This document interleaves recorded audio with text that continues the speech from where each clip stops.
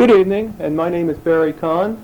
Tonight is Wednesday, January 14th, 1987, and I'm with Nacha Krieger. Let's begin, Mrs. Krieger, by talking about the city in Poland that you grew up in. What was the name of the city? Lodz. Lodz, a very large city Yes. of several million people. Right. It was the second largest city in Poland? Yes. Okay, and tell me a little bit about the city itself. Was there a large Jewish population? Yes. A very big Jewish population, but they were spread all over. They didn't all live in one place like they No, do here in Baltimore. No. What kind of house did you grow up in?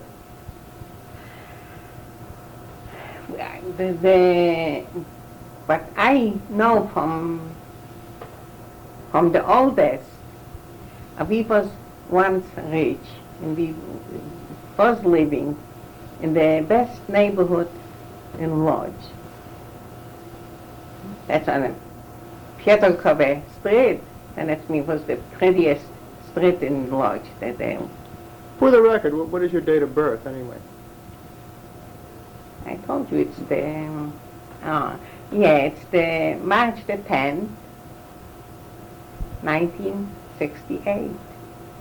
1918. March the 10th, 1918. And your parents, were they together? Yes. And what And sort we of... have 9 sisters and brothers. And what sort of work did your father do?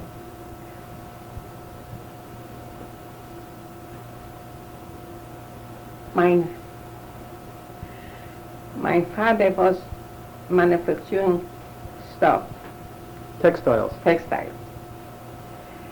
My mother's family, my grandparents, for my mother, they was very, very rich textile, had factories. They owned a factory? Yes. And so had my own mother's family, they was also 9 children, brothers and sisters. And each of them had work, they had their own factories. They was very, very rich. I had one uncle, he was a multi-millionaire because he married one daughter and he gave him a lot of money. That I remember like a dream because he was very rich. The rest was rich, fell off. My father got sick and he was very young, maybe about 45, 44, I don't know exactly. At the age of 45. Right. And then we moved. We couldn't live there anymore because that was too expensive. And we moved in an opposite section, from the top to the bottom, with 9 kids. But you were still living in the same city. In the same city, but not the same section. It was difficult. And I remember my father went, they took him to Warsaw, they took him to Krakow for help. How far is Krakow? For his sickness, for his cancer. He had cancer. But eventually, one day my sister... How far is Krakow from Lodz? A couple hundred kilometers? A couple hundred kilometers? Oh yeah. Oh yeah. It took a day probably to travel. And then we didn't fly in Lodz. In one day, my sister, my older sister, took me to pick up our father. And I went with her. I was glad she took me. And I went with her. And we picked him up from the station. and we took him home. That was a Friday. And Friday afternoon, and it was close to candlelight. Then we took the Roshka, that is in Polish, I know the name, a wagon with a horse. It was traveling on a wagon with a horse, not a car like here. But when we came to our backyard, because it was a big, it's not like here, a house, each one has a house. There was a backyard. The backyard was more than 200 neighbors, because it was like a castle, locked. And when we came home after 11, the doors were locked. You have to ring the bell for the maintenance to come and open the door for us and let us in. And he was screaming, yelling, "Chakre, why do you come so late?" Because he has to come out from the house. But in our backyard was more than 200 families. When you say in your backyard, what do you mean? It was a backyard. It was an end and a beginning. And the beginning has doors. A door to travel in with a horse, and a door, a smaller one, that we walked in. And both doors they locked them after 11. And inside, in that castle, it was a long backyard from one end to the second, and almost like my street is wide, long. In both sides was buildings, four floors buildings. Each one had one floor, one room, a room and a kitchen. It wasn't 2 rooms, a bedroom, a living room, dining room. It wasn't there yet. Not in that neighborhood where I was living. Okay, so you moved across town when your father was sick. Yes. How old were you about when you moved? A young girl? A young girl. And that time when my father died. When did your father die? 1927. So you were 9 years old. Then I was 9 years old. And that's right away. My father was sick for a couple years. For how many generations would you say, Mrs. Krieger, your family was in Lodz? When my father died, my mother was left with 9 children. Not one was married. What I mean to ask, though, is how many years was your family in Lodz? Your grandparents, did they come from somewhere else? No, no. They all was. They were always there as long as you could remember. Yes. So perhaps several hundred years in that part of Poland. Sure, yeah. And in fact, my grandparents, my mother's parents, was in the ghetto. And I remember them. They was in the ghetto, the rich parents. Which ghetto was this? Lodz. The Lodz Ghetto Yeah. of the war. Right. That we'll talk about later. Mrs. Krieger, let's talk about the Jewish life in Lodz as you remember it. Now, I know you were there from your birth, 1918, up until your time in the concentration camps that we'll talk about later. But tell me about the Jewish life in Lodz as you remember it. Listen, that's what I know. Did you belong to a synagogue? Yes, my father was very, very, very religious. When my father died, if you don't know the expression, they said, she and David, that was his name, Frankel, is nifte geworden. After a rabbi, they're using words like this. He didn't die. He's nifte geworden. That's only the truth. I know what that means, but I cannot explain to you. Because after a rabbi doesn't die. That takes him away. They closed all the stores when the funeral went through the street, because it was from the house till the cemetery was a long way. We couldn't walk. It was to travel.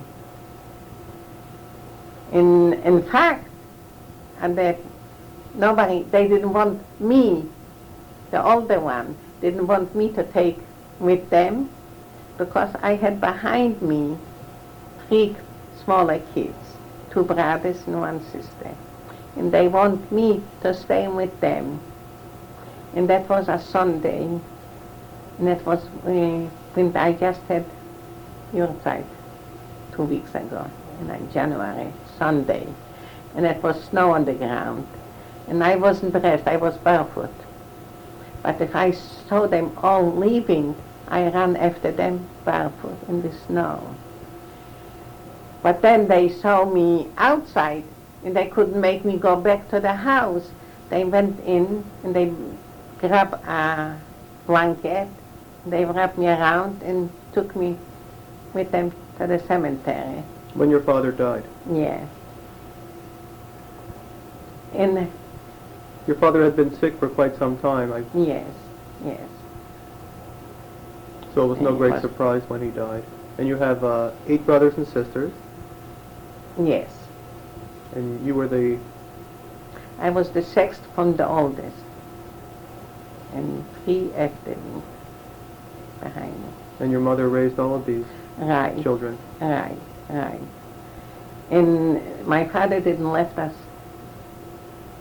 not even with 1 zloty, to tell you $1. But I thought you said your mother came from a prosperous family, the textile business. Yes. Yes. Did they help support you? Then they supported. They did help us. Did you live well?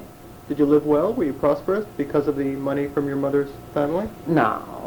My old sister started working, and my oldest brother started learning his profession, his riding. Your oldest brother's a writer? Yeah, and he didn't make money in that time. I don't know how old he was then, because 20, 21, he didn't have the time to make money because he just started. And my the older sister from me, they start working. And we bought sewing machines to the house, and they start bringing work from outside. Then, but I wasn't included. So it sounds I still was too young. But that's what my mother did. My mother sent me to the parents or to the brothers' house for money, for help. And whenever I went there, I bring home a couple zlotys. I wouldn't say dollars because it's different money, zlotys. All right, I walked. It's far from the house, but I walked, and I came home, and that's how, I don't know how my mother survived with the kids. Then my brother got married. My sister got married, another sister, then a 3rd sister got married, and another brother got married, and it's me, they all, 3 sisters and 2 brothers got married, till we went to Auschwitz. When did you get married? Me, after coming home from Auschwitz. After the war? After the war. So when did you meet your husband? And what is his name, for the record? Ben Kreiger. He was a neighbor of mine at home. And he wanted me before the war, he wanted me. In fact, he didn't wanted you to marry him? Yeah, he wanted me to marry him because he didn't have a mother and I didn't have a father, and we lived across the windows. Then it's me. One day his father came to my mother and he told her, listen, Mrs. Frankel, her name is Frankel from home. I have a son and you have a daughter. Let's make a couple. In that time, I wasn't enthusiastic to marry him, even if I was ready. I was older in that time. I wasn't enthusiastic to marry my husband. And my mother wouldn't like that marriage because I came from a different family than he. He come from butchers. From what? Butchers. What is butchers? A butcher is A butcher. a butcher, yeah.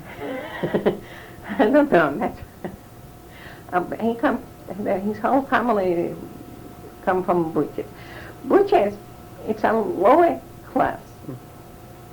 And we don't have, in my family, it wasn't one, not a butcher, not a shoemaker, shoe repair, not a tailor. We didn't have this in the family. And all of a sudden, my mother wouldn't agree, of course not. And I wasn't too enthusiastic at that time. Then I introduced him to a girlfriend of mine, and they got married. My husband got married before, and I was happy. He got married, and they had a child, a gorgeous, beautiful boy. But then when they occupied the ghetto, and the war came in. Is it working now? Oh, and then when they occupied, the Germans came in, and he got hurt. They grabbed him and they hit him and they knocked his teeth out. Then he said, I'm not staying here any longer. I'm leaving Poland to Russia. A lot of people left for Russia. And they went together with a wife and kids. Then they... This is after Hitler came to power. Yeah. Then somehow smuggling, going so far from not... They didn't know where they're going. They separate.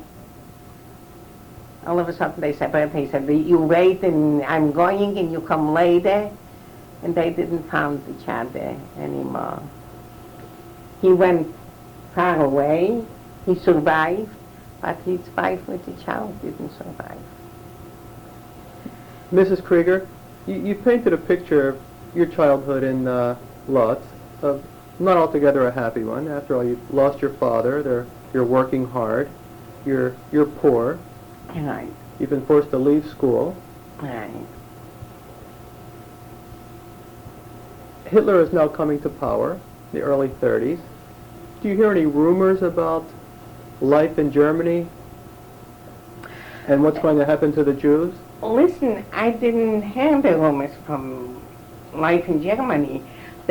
All German Jews came to Lodz. A lot of them. The deported. A lot of them. They was deported They were to Lodz. deported to Poland. They lost yeah. their German citizenship. Yeah.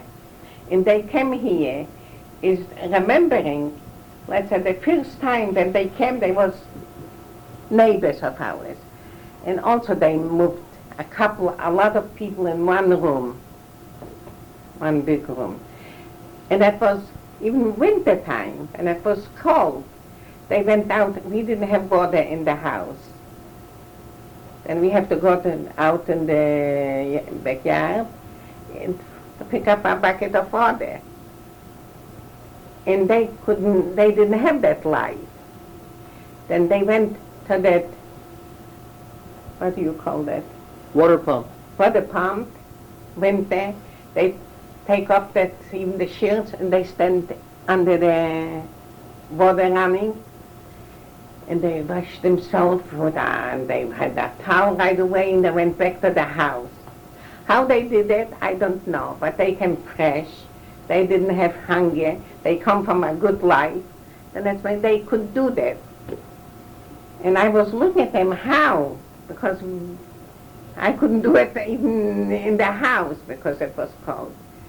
But that was happened 1, 2, 3 days, and that's it. They didn't go, you couldn't see them anymore out washing themselves. After that, you can see them looking for lice, if you know what I mean. They was so dirty after a while, and they was dying like every couple hours. Did these German Jews who were deported to Poland tell you about their life in Germany, their good life in Germany before the deportation? Yes, they was very, very happy there, very healthy, happy, and a good life. They was rich. They bring, some of them bring, they was wearing diamonds, but they die with the diamonds. It didn't mean nothing. So they told you about their life in Germany, and But listen, it's hard to explain. Whoever went through Hitler, it's just in a short 2 words. Whoever went through Hitler went through hell. Some had easier, and some had harder. I have a lot of friends, but they went through concentration camps, but not like Auschwitz, because Auschwitz was the Burses. I have friends, but they went to work where they was, and they worked with all nationalities, in a factory between men and women. do you remember any incidents of anti-Semitism that happened to you before 1939? Yes. My brother was always, my older brother, he was always having What was the name of your older brother? Shlomo. He has always a whistle to the police if he saw something, an accident. He had a whistle and he was whistling. I don't know. And he has a stick with him always to protect him or protect somebody from that's him. I see his picture in the book. He's a writer. Yeah. That's his book. He's written this book. Yeah. And it's written in Hebrew as I look at it. No, it's in Yiddish. It's written in Yiddish. Right. Tell me about some anti-Semitic incidents, though, that That's occurred. what I want to tell you. He was the oldest, and he was a real Jew. And he couldn't see even like the I wouldn't say the youngest, the anti-Semitic. If they saw a Jew with a beard, they went, or they ripped it, or they cut it. So your brother had a beard, or did he have No, not my brother. No, if he saw somebody that they do to that guy, he was there to protect them. This is before Hitler came to power. Yeah.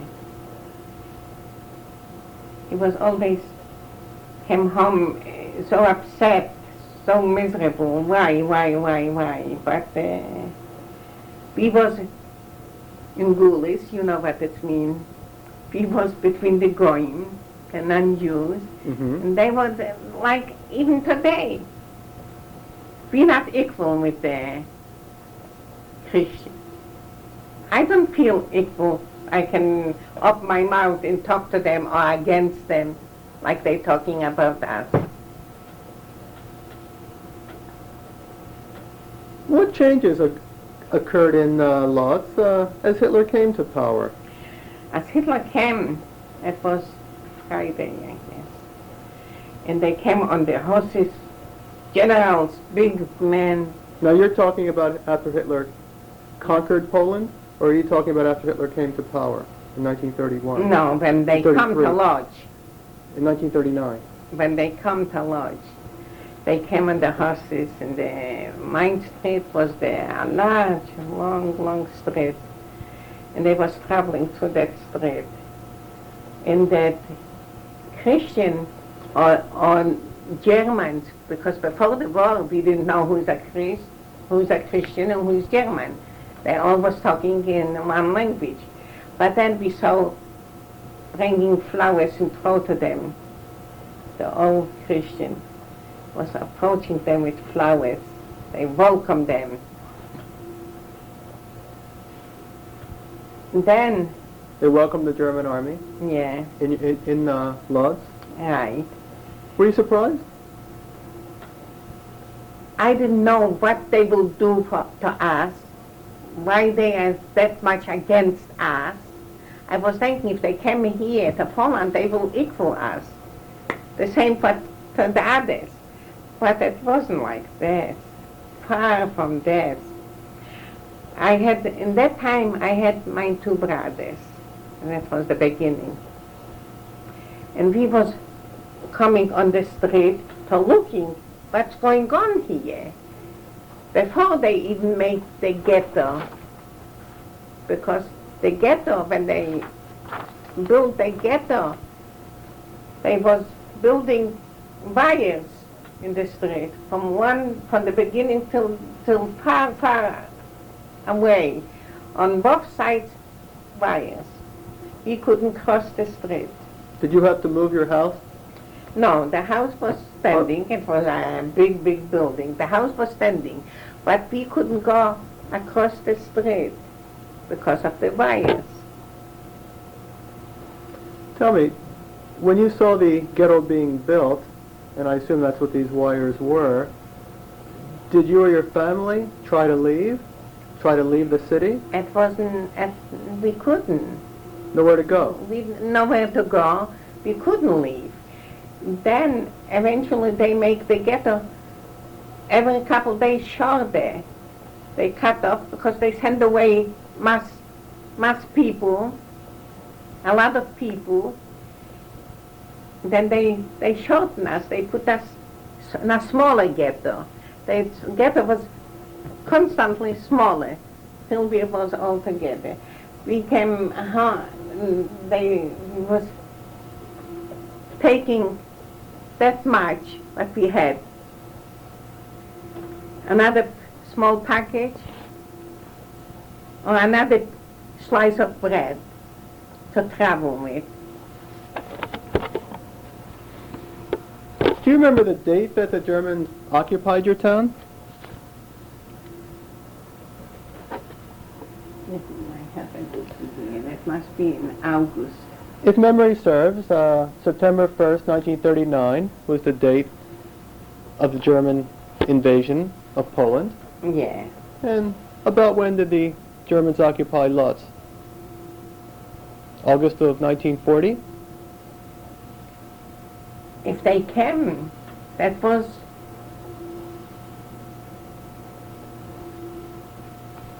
August of 1940 then, approximately, you think? 42. August of 42. I guess so. It was 42 because we still was. Then in 42 they make the ghetto, and we was there still till 44. And what did the Nazis do when they occupied your town? They built the wire. What are some of the other things that they did? Nothing else. Nothing else, absolutely. What they did, like I said, when they built the wires, I had my two brothers standing on the street. Then one German came to my brother. And he was a tall, 21-year-old man. He come to him and he said, come on and clean that where the water's running. I know in Yiddish or in Polish. Go ahead. From the street, when you step down the street, it's Clean the gutters, street cleaners. when the water is Sweepers, they sweep the sweep the not street? a sweep. When the water is, then it's Mhm. dirty and, I see. the German came to my brother and he cleaned it out. And he said, how? I said, with the hand. And he looked at him like he was be crazy. Why? He said, because I said so. And he picked up the gun that he had. Then he saw he has to do it. Then he put his hand low and he picked up that whole dirt. And he said, where should I do this with it? He said, put in your pocket. And he had to put it in that whole dirt in his pocket. And after that, he got beaten up and took him away. We didn't know where. In fact, a girl came to run to our house and she said, Mrs. Frankel, they killed your son, to my mother. We all ran out. We didn't see him. Then outside they told us that they took him away. But eventually he came back. And he anyway got sick and he died. Did the Polish government take any measures to protect the No. Jewish population? No, absolutely not. Absolutely not. I don't know if they would. What about the non-Jewish population? Did they do anything to protect the Jews? No. Even before the war, you could always hear from the non-Jews, you Jew go to Palestine. Jew go to Palestine. Did you have any thought yourself of going to Palestine? My brother was a Zionist, The writer, the writer, Shlomo. Shlomo, right, you remember good. And he was traveling, and he died in Jerusalem after the war, a while ago. But he lived through a lot hell.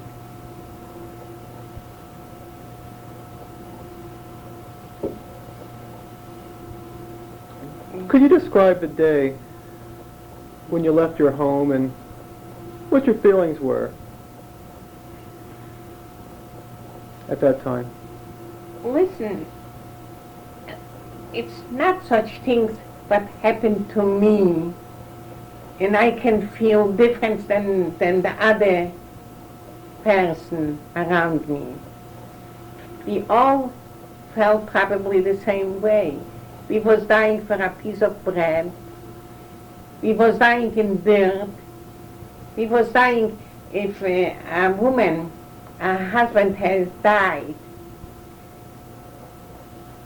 He was laying in bed dying, and a neighbor died before him.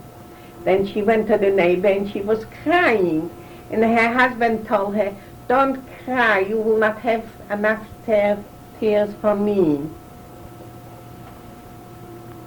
Then living through this, that's like dying for so normally, like we must die here. It's no other way. Was there any heat or water in the ghetto? No. Any electricity? And no sanitation? No sanitation, no way. But water from the outside, of course we bring in water in the bucket. Heat, we didn't have heat. Were you able to get in and out of the ghetto? No. When the ghetto was, no way. Just through the Germans, when they took us all together and put it on the wagon train, could travel. Like for the, I don't know what kind of animals, cows, horses, even bulls. It was packed like sardines in that, and then so it's terrible just to think of it. A lot of smuggling went on, didn't it, Mrs. Krieger? People running out of the ghetto, in and out of sewers. Yeah, people tried, right? So a lot of them got killed. And some maybe not, because they said at 800 Jews, they said, was left behind in the ghetto. Let's talk about the Judenrat, the Jewish councils. We had Explain how it worked. An older man, but they picked them as a Judenrat. Rumkowski was his name. He had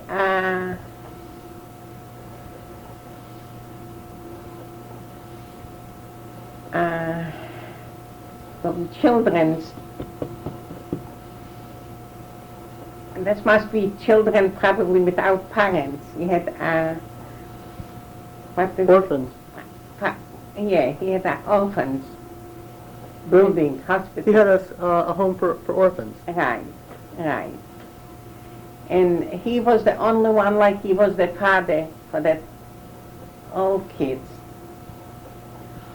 And that's why probably we Jews picked them as the oldest, but he should take care of us, on the Jewish people, on the Jewish population. But he got his orders, that's what I understand, he got his orders from the Germans. And he has to do what we had police, Jewish police in the ghetto. How did you feel about them? Did you think they were traitors? The police? The Jewish police in the ghetto. No, they wasn't traitors. Absolutely not. They had to do what they had to do, because otherwise, let me tell you something. My brother, he was a policeman in the ghetto. Your brother was in the police. a member of the police in the Lodz Ghetto. Right. He's the older. I have one brother went away to Russia with a wife and child. He didn't come back. Then I had the two younger brothers. When we had something to cook, to make a little bit of flame in the oven, we didn't have with what. We didn't have paper, we didn't have wood, we didn't have coal. Then the youngsters start to help themselves. They start ripping from somewhere a piece of wood.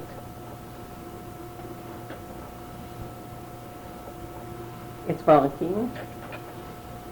I don't know if it's working. Let's continue.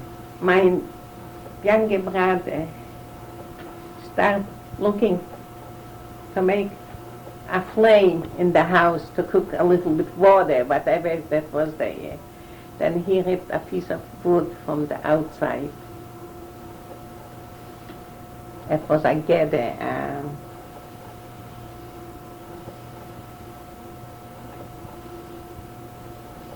I'm getting a picture of your description of life in the ghetto. Yeah, but he ripped a piece of wood. And another policeman went through, and he saw that. He saw him schlepping a piece of wood. Then he went to him, and he took him, he beat him up, my brother, my younger brother. This is a Jewish policeman who beat up your younger brother. Yes. But he beat him so badly, it was a sin. All of a sudden, he took him to the station where he belongs, the policeman. All of a sudden, in the same station, my police brother came in. And he saw his brother laying on the floor, almost dead. He said, "My gosh, what did you do? That's my brother." Then the other policeman said, "He didn't tell me as he's your brother. If I would know." But that's not the point. Even if he didn't tell you, He's a Jewish boy. Why did you do this to him? But it was done. But anyway, I wouldn't condemn all those people because they was in trouble. They had to do what they have to do. Otherwise, probably was a bigger mishmash in the ghetto. Everybody would rip something, and the Germans will come and kill us. Ta-ta-ta-ta-ta. How were the Jewish police selected? By the Germans? No, we Jews were selected. They make the ghetto. We have to go through their rules. How did your brother become a policeman? Through the Jews. The other Jews selected him? Yeah, they choose him. He was probably more capable, was a mensch. He was capable of being. And he was a nice guy. He did help a lot. My brother, if I would explain to you, you will know that we didn't have toilets in the houses, just the outside. Then in Poland, they took with wagons, they took out the dirt on the, I don't know, in Poland they said that helps growing the Fertilizer. Fertilizer, right. In my brother once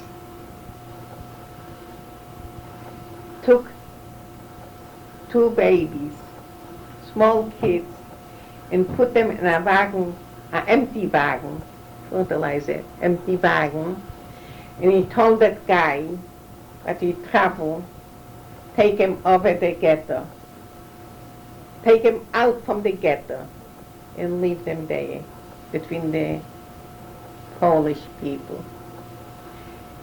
Maybe they will survive. And they survived. Mrs. Krieger, we're reaching the end of side 1, and that'll conclude our discussion of the Jewish police. On side 2, I'd like to ask you about the Judenrat and the difference between the Judenrat, or the Jewish councils, and the Jewish police. And this concludes the end of side 1.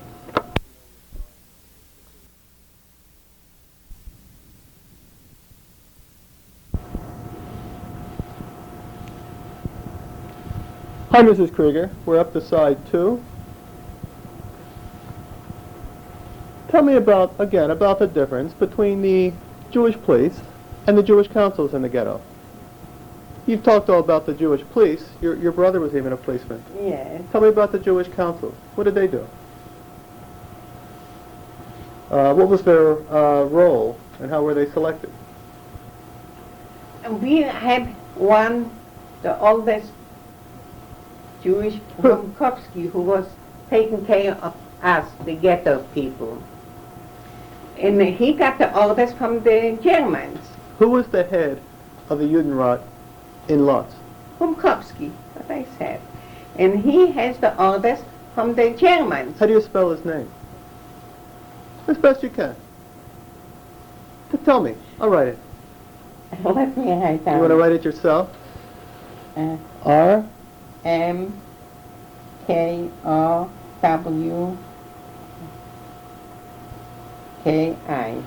Rumkowski. R-O-N-K-R-O-M-K-O-W-S-K-I. Rumkowski. Right. What kind of guy was he? You know him? Pretty well? He was an older man, of course. He was an older man. In the way he was in the beginning, before the war, before the ghetto, he was a very bright, nice Jew. Professional man? That's what I said. He got the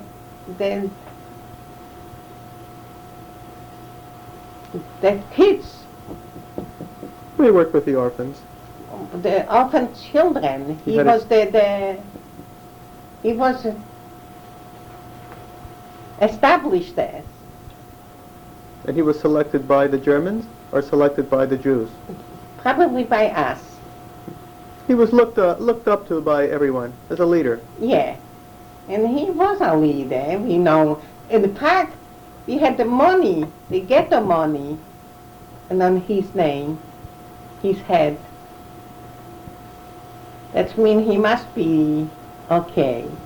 But he couldn't be okay just because he wanted to be okay. He got the rules. And the German sent out, this section has to be empty.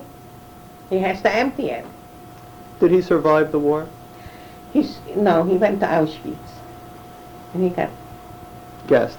gas.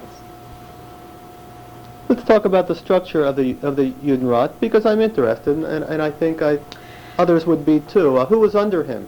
Do you remember? Lieutenants, maybe? Assistants? I had an uncle. That's what I said, that a rich uncle. He was in the Judenrat, but not too long. It's such old stories. Nobody exists too long. Nobody did heartless. And Do you remember the names of any of the leaders of the Lodz Ghetto? In the Judenrat? No, my uncle name was Friedrich, Moshe Friedrich. If you would look in that, if you have more Lodz people, they probably would know more about his name or other people. I don't know. I wasn't, let's say by now, here, that's what I'm watching is just the news. I am not for television. But the news I have to hear. And in that time, maybe because I went through hell, in that time I didn't know. I was too young, and we didn't have radios, we didn't have televisions. Then I wasn't involved in it. So the Judenrat did run the day-to-day activities of the ghetto. Yeah, but there was also problems. There wasn't tourists constantly because What kind of problems? they didn't have. They moved also. They all was living rich till the ghetto. Then when they make the ghetto for us, they all come to the ghetto from outside, from the rich wall. They came into the ghetto in the same houses that we used to live. In one house, one room, not one house, one room, no toilet, no water. Then that means they lost more than we living in that neighborhood. So the rich people came from outside the ghetto to live in the ghetto, and they became the leaders. No, they didn't become leaders. Not everybody was capable to be a leader. Became young and old, and a lot of was running away. It doesn't mean they didn't bring that richness with them. They left everything behind. I thought you were saying that the leaders of the Judenrat were the rich people.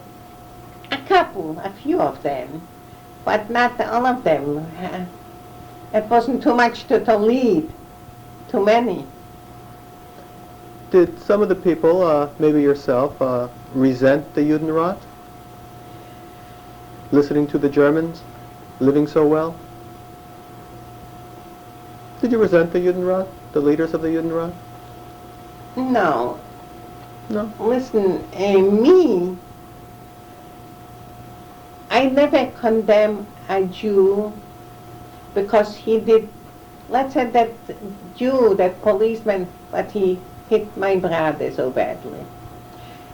He has to do his job.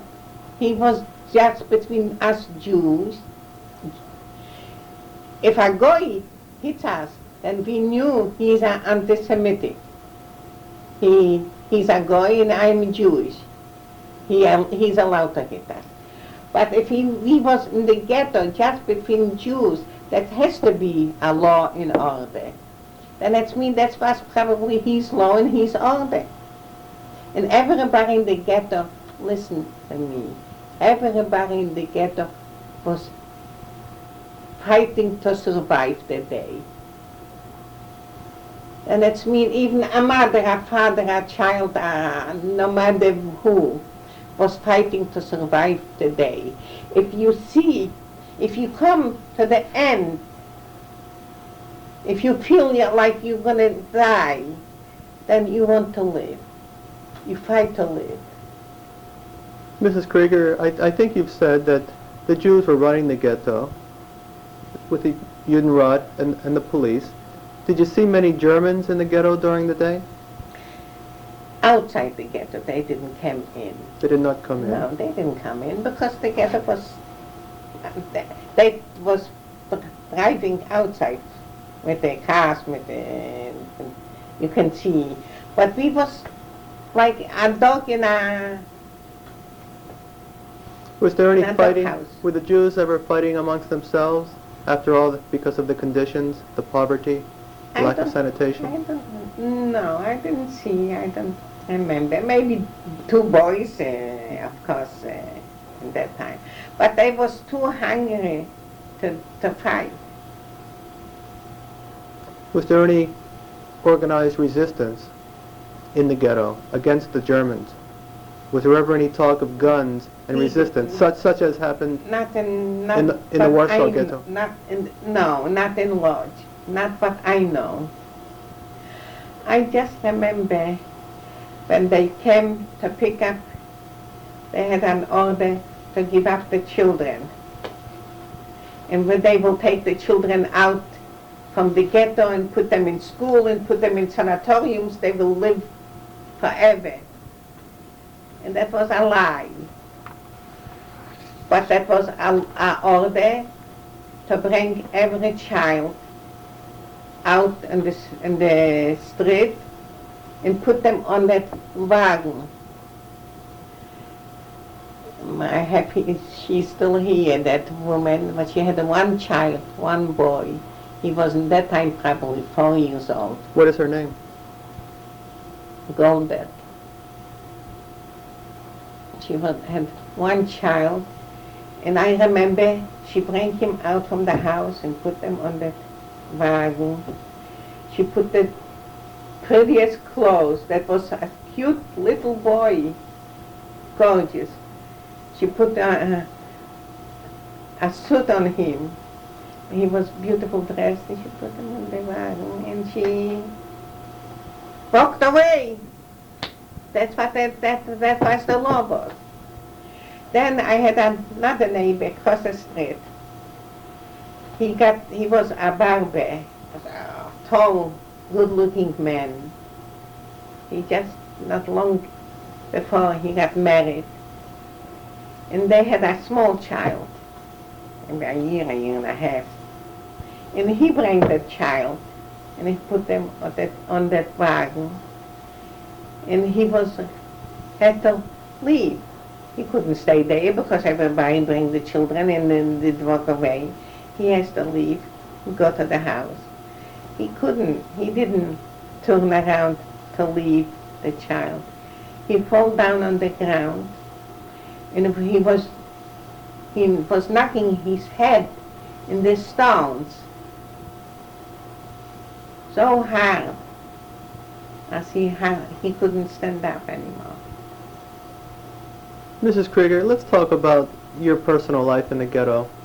What did you do during the day? Were there any religious or classes that you could do? Not classes, not religious. Because that's all what we had in mind, is just a piece of bread. I don't know about religion. Because now, let's talk Frankel like I feel. Now, I'm thanking God every day for my day. And I hope tomorrow will be the same. But I don't remember in that time, in the ghetto, praying to God. I don't remember. Maybe I did, but I don't remember. Because I was out of... The first in mind was a slice of bread. What were you hearing about what the Nazis were doing to the Jews in other parts of Europe? I don't know. We didn't have news. We didn't have nothing to read. We didn't have... Like you said, you didn't have a radio or newspaper, no, so... No, not even a paper. I don't know. My brother, he got a radio. He heard news from the outside world. About what? What's going on? Liquidation of the Jews? Yeah, he knew. But he didn't tell us, especially not me. Were there any attempts at suicide in the ghetto that you know of? Listen, it's like I said before, everybody wants to live. I don't know if somebody would commit suicide because he feel anyway, anybody feels like dying, then it's no use to commit suicide. They knew, and not now, then in an hour. The latest is tomorrow. How long, all told, were you in the ghetto before you were deported? From 39 till 44. So the ghetto started in 39. The ghetto, the Germans came in 39, but the ghetto, they make that petition in 42. 42, I think you said. So, Yeah. for 3 years, just backtracking Yeah. a moment, there was no ghetto. Rather, there was a ghetto. Well, tell me, if you would. In 39 to 42, what took place in Lodz for the Jews? Before the Germans came. Before the Germans Before came. the Germans. We all live. You lived... We did work. My sister did work. We gone on hardly, poorly with our life, but we existed.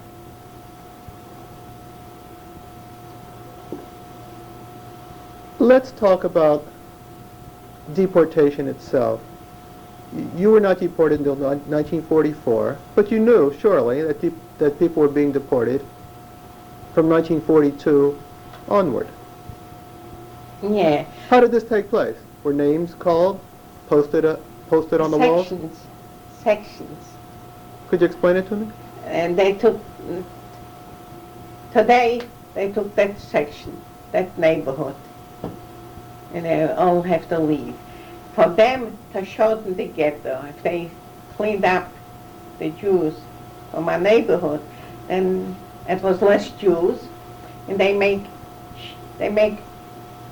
if somebody left, they send them farther away, where they could squeeze another couple Jews in that neighborhood.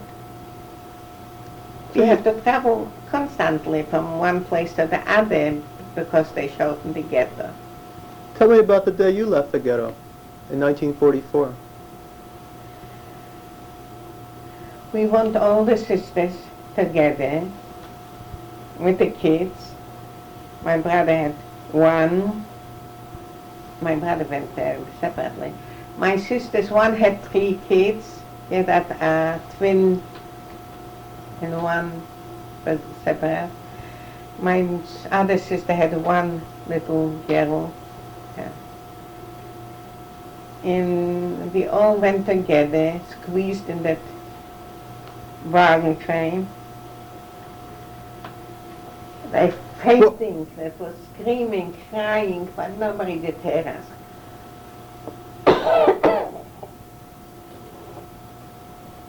I don't know. Were you allowed to take anything with you, Mrs. Krieger? Any personal possessions? Were you allowed to take any personal... Then I had, in that time, I was older, I had a watch, a hand watch. I don't remember having a ring. But I know when we came to Auschwitz, it was a box as big as that room in middle of that place, like a this big. And everybody who has some jewelry put there. And don't you dare hide anything because you're dead. Then everybody took off and threw him. Everybody took him from wherever it was hiding, took it out and hid it. Where did you all meet for deportation? At the train station? What was the designated location? Yes. It's not a train. It wasn't a train. It was in a place where we all had, they told us where to be there. And that was a train, I don't know. Yeah, it wasn't the way to walk over there, but we have to go by buses, I don't know, till the train. And they squeeze us up in that wagon like sardines. We was so choked. A lot of them, we was fighting and fainting. Till Auschwitz, till the train stopped and we came down. Well, how long, if I could just interrupt, because I don't want to talk about Auschwitz tonight, Yeah. but I would like to talk about deportation itself. You were taken from your house with the members of your family, and how many members of your family went with you? Like I said, we was 5 sisters and 5 kids. And your mother? My mother went with my father. So five of you all together. 5 and 5 children. That's 10. And you went into the wagon to the station. Anything stand in your memory of anything stay with you at the station? Any incident that occurred that you could remember? Share with me. On that wagon, or when we have to go down from the wagon? Yes. Yes. When you got off of the wagon. Off of the wagon, that was... Listen, in that time, it's nobody of us, no matter how strong and healthy that person was. It wasn't a way to fight. You don't have who to fight. It was a fight with your own sister or brother. It's not fair. It's no use. And fight with another. We all was that people. How were you transported out of the ghetto to the camp? How were you transported out? In a car? In a train? In a cattle car? Yeah. Tell me about the trip over, Mrs. Krieger. It was terrible. It was terrible. People was fainting. It was too choking, too squeezing in it. It's like one was laying on the other. And everybody Describe almost dead. It was terrible. It was like that pieces of meat. It was terrible. Everybody was crying, sitting and standing and crying and God, what did you do this to us? God, why? There's nobody answered. Did people die on the cattle car? Yes. But how many people were in the cattle car? Maybe 200 or more. Was there a bucket for a bathroom inside No. of? So how did people relieve themselves? If there was no bucket, did they just do it in front of everyone else? They was sitting and peeing or whatever they have to do it. It's no way you couldn't move. It wasn't a base, it wasn't 1 inch twist around, turn around. For the record, how far is Lodz from Auschwitz in Poland? We was traveling many hours. Many hours.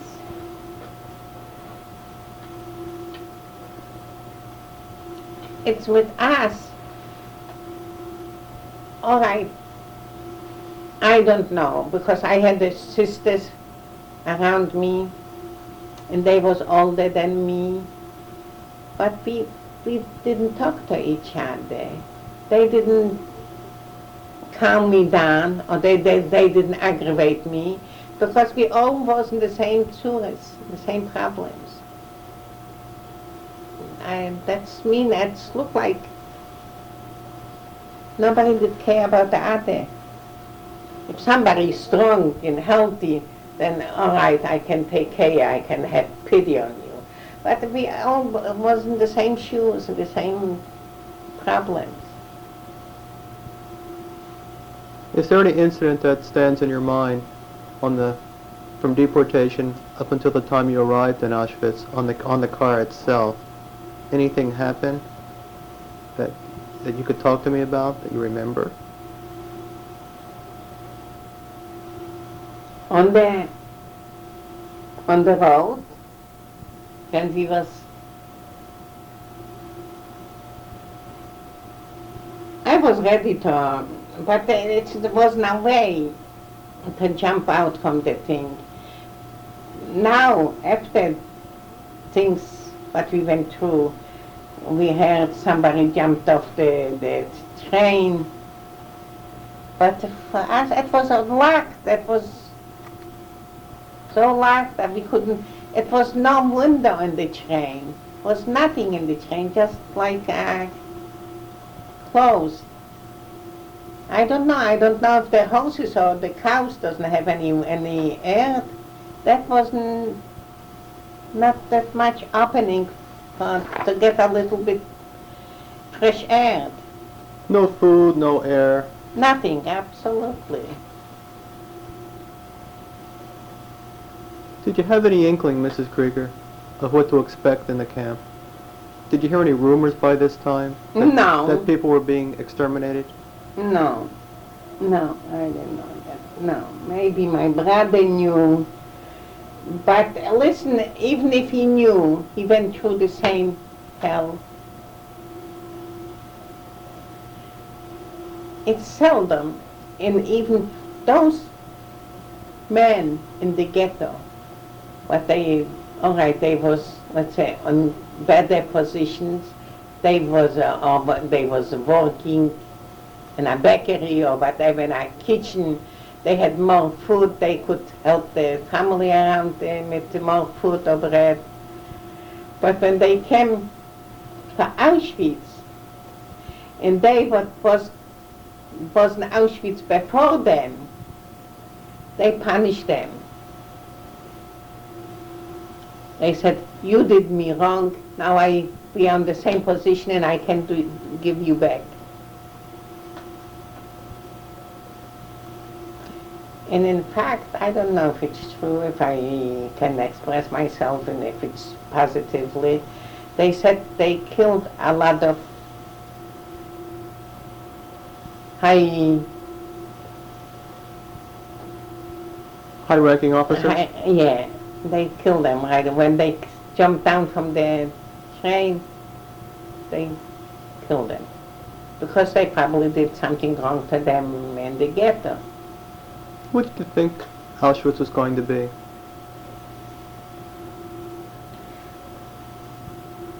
I don't know where I'm going, if I'm going to Auschwitz. I didn't know the name.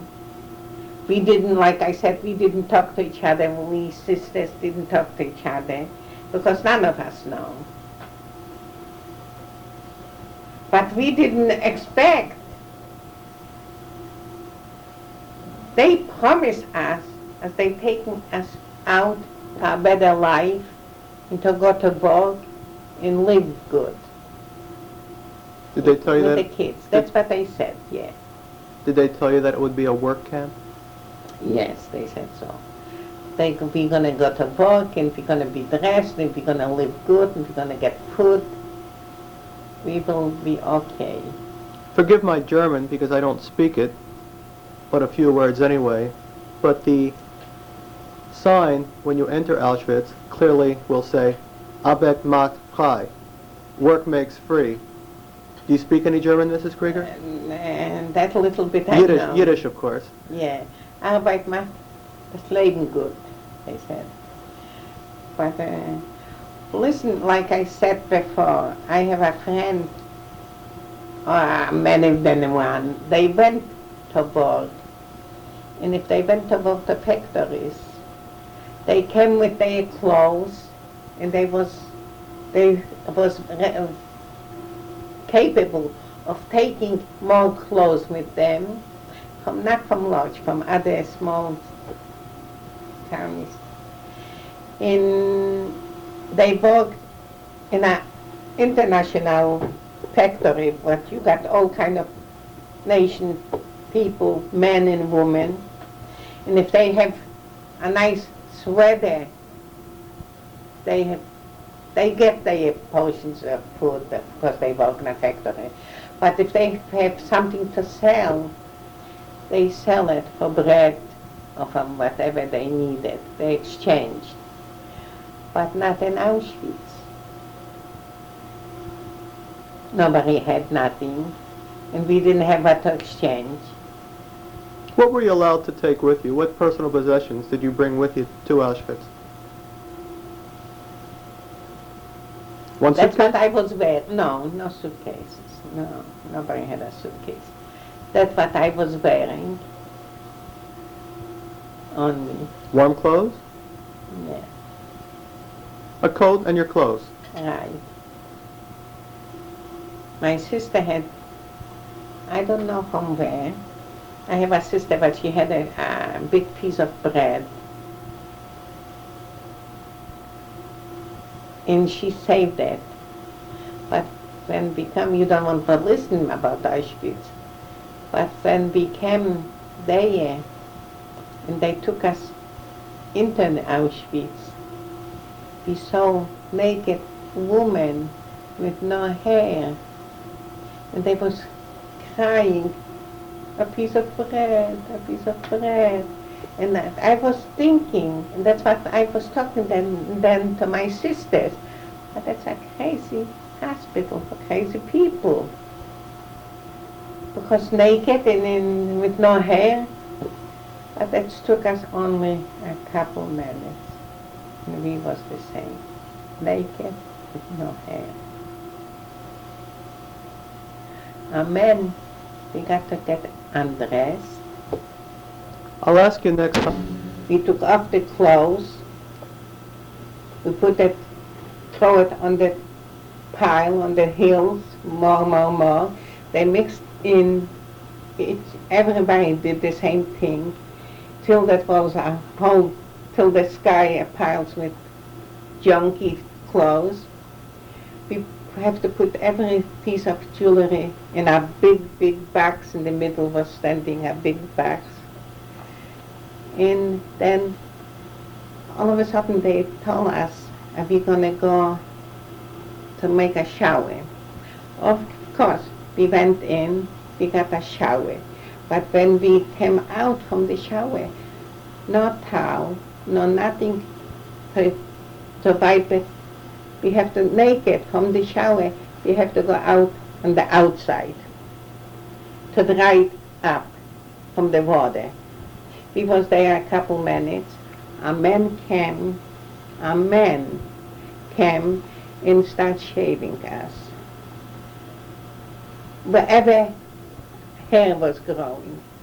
My gosh, I wouldn't realize something like this can happen. And that's what I was thinking before. Those people are crazy, but they was baking a piece of bread naked with no hair. Then I was the same. My sister was the same. I didn't recognize my sister because my sister had hair till here, long hair, one sister. And all of a sudden, I didn't know who she is. Naked, no hair, no color of the hair. I didn't realize nothing. Then, of course, nobody was, no more human beings. And that was,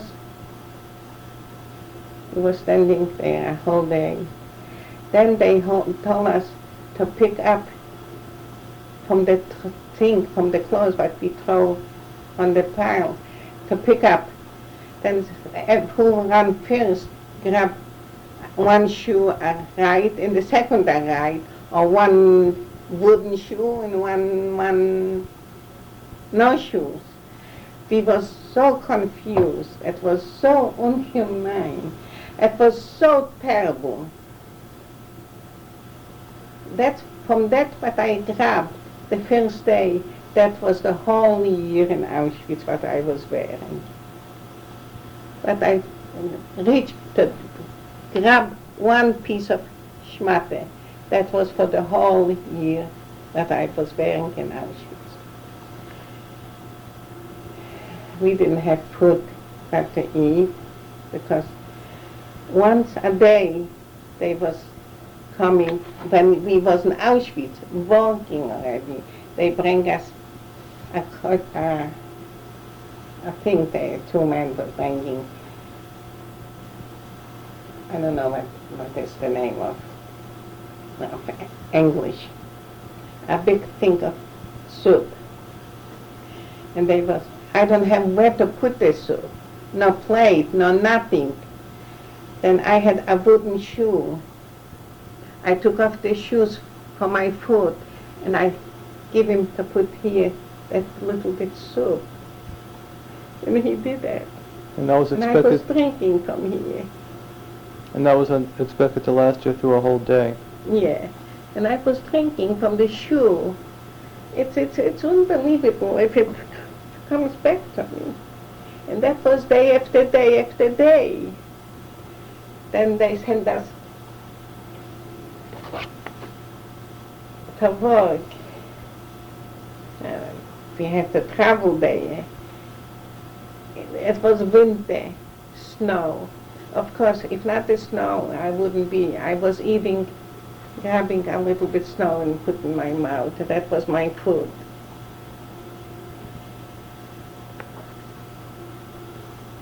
Do you remember Dr. Mengele, Mrs. Yeah, Krieger? I do remember. When we came back to the camp, he was constantly on the, every day on a different kind of block to select the people who has to stay in work a couple days longer and who is ready to go to the fire to get burned. And the last time I was with my two sisters, my older one, she was a strong, healthy woman. She was stronger than me and my youngest sister and all of us, because she was by herself now. Her husband was taken away at the beginning of the ghetto, and she could fight in the ghetto with her small piece of bread. And she was very strong, but she was, it looked like she was looking pale. Then she was the first one. I was after, because she was older than me, and I was after. And my little sister, she's now in Israel, she was between us. Then she went the first, and he sent her right. Then my next sister, What do you mean he sent her to the right? to go to the oven. Then my next one, she was 12 years old probably in that time, 12, 13 years old, she was a youngster. Then I was wiping her cheeks for her to look, she was growing now, and for her to look not pale. And somehow he let her go left. And it was me. In that time I didn't know where left or right is good. But then I realized, and after her, he sent me to her together, and I did the same thing to me, to my cheeks. And he let me go with my little sister, and I realized that I lost my sister here, the first one, because we are two together, and where's my third sister, and I didn't see her since then. But in that time, when that was the segregation, then they took the whole bunch of people that they went with my sister, that they had to go to the oven. They put them across the street. The blacks was each couple steps was one block, another block. And blacks on the other side, one crossed the other. Here was a black, and here was a black. Then it means when we was here and that black came out, empty the black, and they counted us. Then they took those few people, it's not few, it was a lot of people, but they sent to the oven. They put them in between to that empty black, and they locked that black, and they put somebody to keep an eye on that black. And me, they let us go in back in that old black. Me, knowing my sister is there, yeah, then I was standing by the door and looking to a small way, looking if I will see something. I didn't see nothing because I see police, SS, standing in front of that black. All of a sudden, I was standing there the whole night. All of a sudden, I saw a wagon came to that black.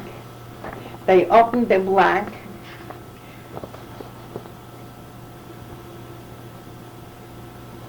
Were these the Sonderkommandos? No. Removing that the was corpses? In Auschwitz. Then I didn't know. But when we was working, it was more the Sonderkommandos. I know who they are. But they was in Auschwitz just the beginning, the first day. Then they opened the black from the cross and let the people come out to put them on that wagon. And I heard screaming, God, God, where are you? Shema Yisrael, where are you?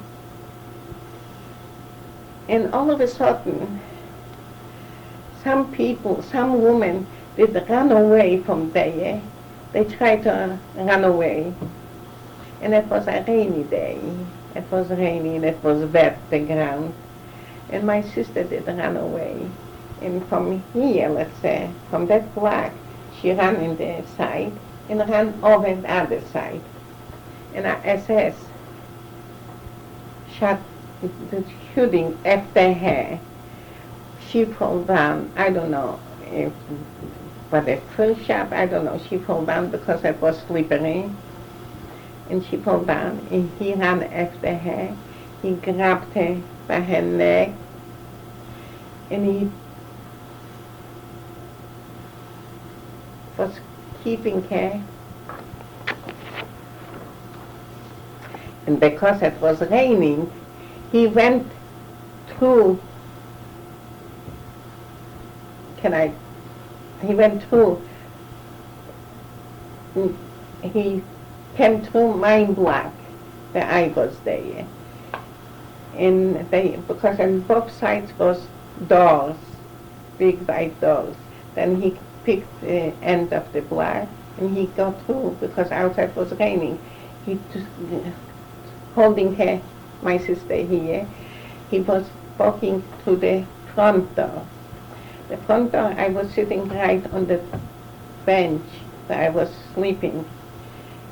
And my sister was bloody, much of blood over her face, over her head. And I touched her.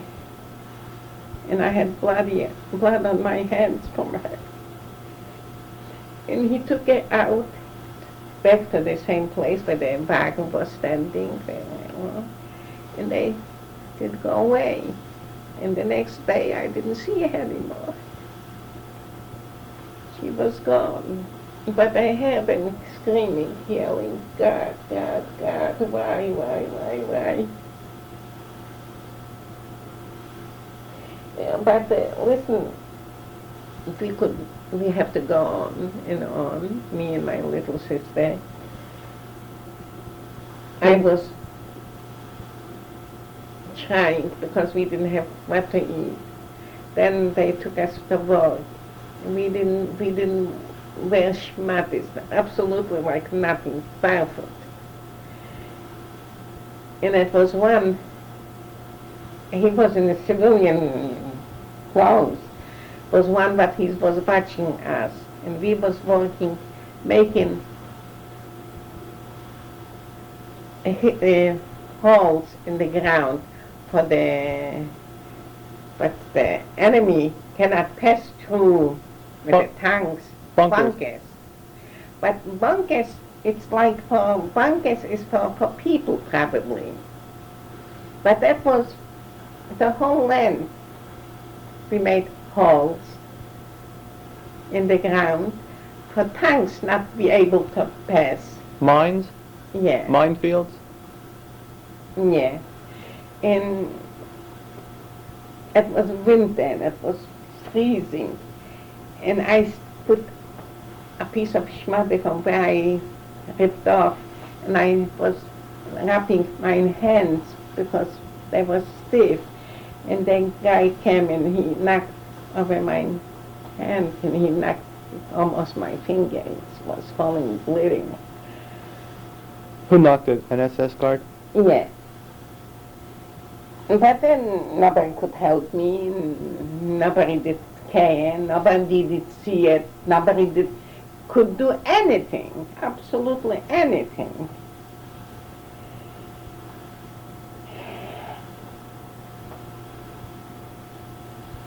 At night, when we come home, and I had that piece of schmatte still on my hand, the one hand on this. Then when we come home, they checked us, they count us. If that amount what we left, we came back the same amount. Nobody was running away. Then because I had, again, that piece of schmatte on my hand, they put me in the side. And they told me to pick up my schmatte what I was wearing, and they was counting on my hiney. I have to count till 50, and they was ripping. They was till I fainted. I fainted, and they throw me down, and they throw water on me, and I'm still here. And we'll pick this up on the next tape.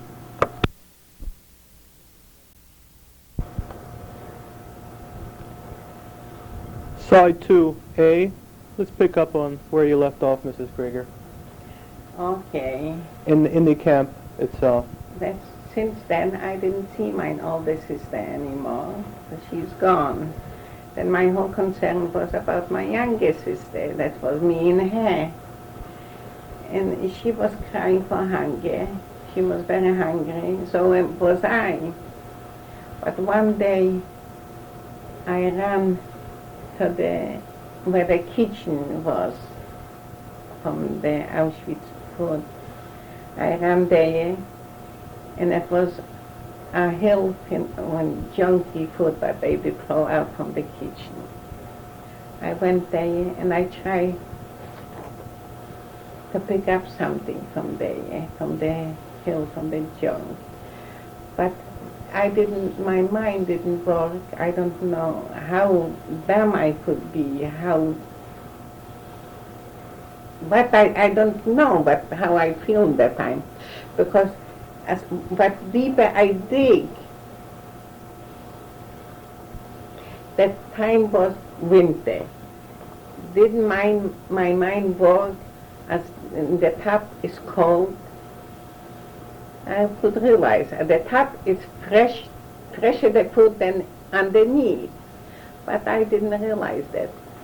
Because that deeper I did with my hand, that worm was inside because the food was already fermenting, stinky. And I grabbed from the meat because it was a worm, and I hold it dearly, and I bring it home to give my sister something. She couldn't eat it. But she also did what I could, that we ate it. And that was a very sad, very, very, very sad. It's impossible talking about it now, as I'm still here. But then the Russian, it looked like the Russian coming closer to us. It was probably before the end. Then the SS, in that time, SS took us out, put us in the row, on the road. We have to walk miles with the SS under the supervision, the SS. We was in the lines, but when they got tired, they told us to stop and rest a little bit. And we had to do it. But after a whole day walking with no food, with nothing, of course we got tired. Then, well, it's nothing else to do. We have to stand up and go farther. And we was walking miles. All of a sudden, I felt I couldn't, because I couldn't walk anymore, and I was always behind the line. Then our assessment saw me not being in the line, and always was in the end. Then why should he go through with me the stuff if I cannot walk, then drop dead? He shot me. He shot me in the neck.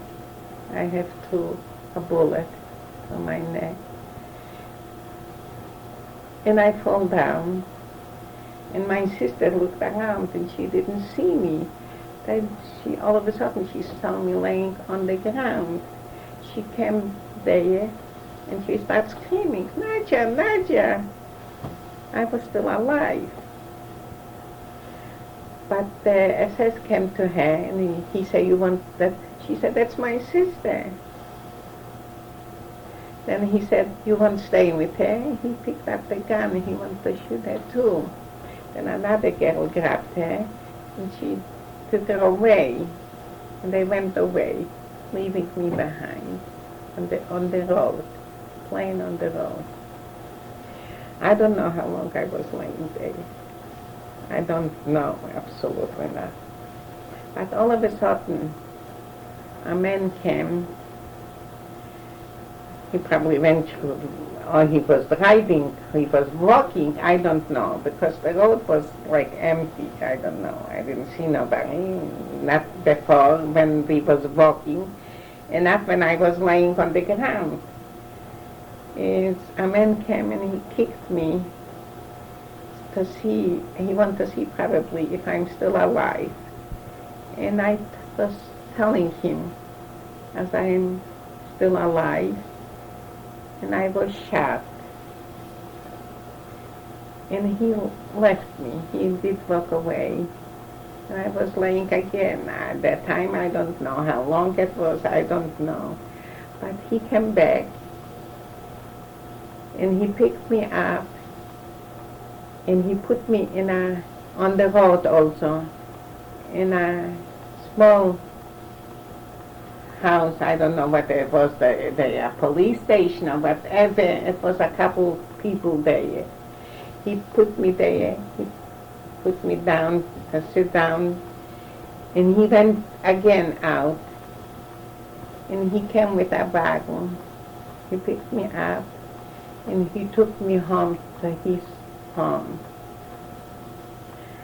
Then I didn't know what's going on. I didn't ask questions. I didn't know what they're doing. It didn't matter. But then when he took me to his home. His wife put me on the table. She cut off with a scissor that clothes because everything that I was wearing was for the whole year what I was wearing from the first day. And that was gluing to my body because of the blood, because my toe was bloody then at that time. Then she cut off the whole clothes from the top to the bottom. And she, having me on the table, she took a cloth, a wet cloth with water, warm water, and she washed me up. And she put a new clothes, a gown, and put me in bed. In a bed like human beings were sleeping.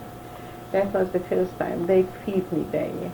Who was this kind woman, Mrs. Kreiger? And that's the man's wife, probably, because it was probably, that's what I think now. I don't know exactly who that was. But they did me a favor. He picked me up, and he took her hair, and she washed me up, and she put a clean nightgown on me, and she put me in bed. And that's all what I know, but I'm sorry, I don't know who did that. I wouldn't appreciate, I would thank them 1,000 times, but I don't know. And they kept me overnight there, they feed me. And the next morning, he told me, I cannot keep you here, because my neighbors probably will not allow, and I don't want to get killed from them, because if they would know. Also, it's not my choice. I'm not the type, I couldn't say yes or no or whatever. Whatever you want to do with me, do it. And then he told me that he's going to take me somewhere. He picked me up and he put me on the wagon again. He gave me 2 sandwiches on the road for me to eat and an apple. And he took me, it was early in the morning. And after a whole day driving me, it was dark outside.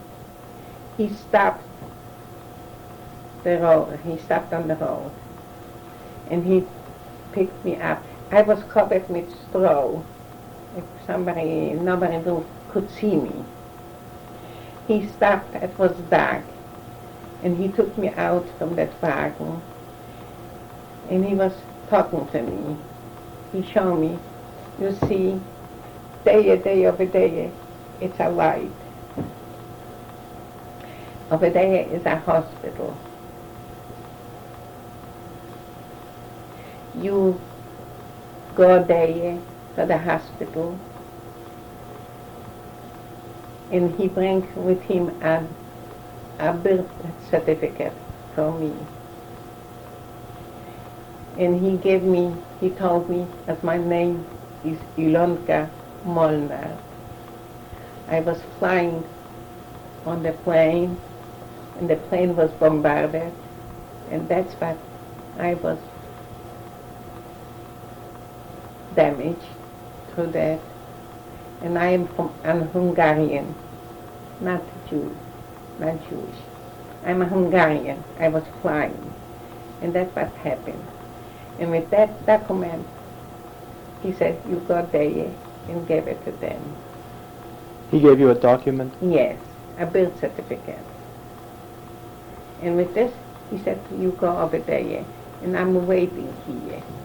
If they will not let you in, if they will not take you in, come back, and I will wait for you. I didn't say goodbye. I didn't say nothing.